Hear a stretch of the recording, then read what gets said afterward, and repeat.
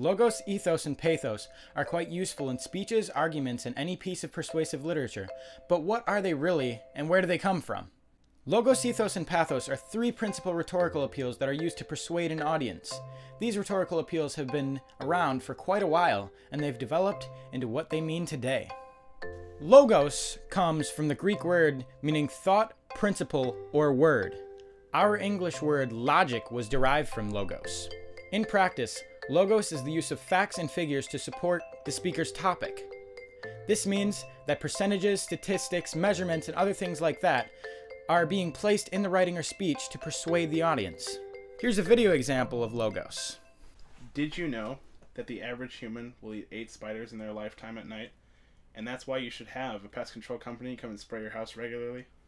Well, did you know that 73% of people don't care about statistics? And did you know that it could cost like near $300 for one spray down? I don't have that kind of money.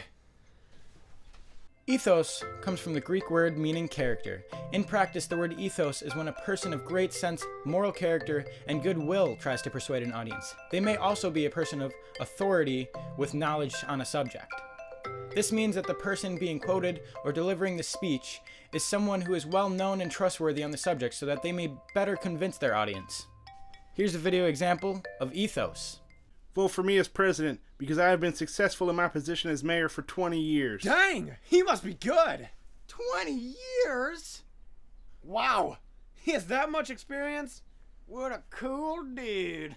I should vote for him because of his moral character. Ooh. Pathos comes from the Greek word meaning suffering, experience, and emotion. A good way to remember that pathos evokes emotion is to think of a word pathos in relationship to sympathy.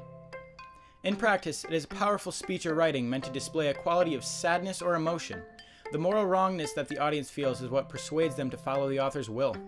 Here is a video example of pathos.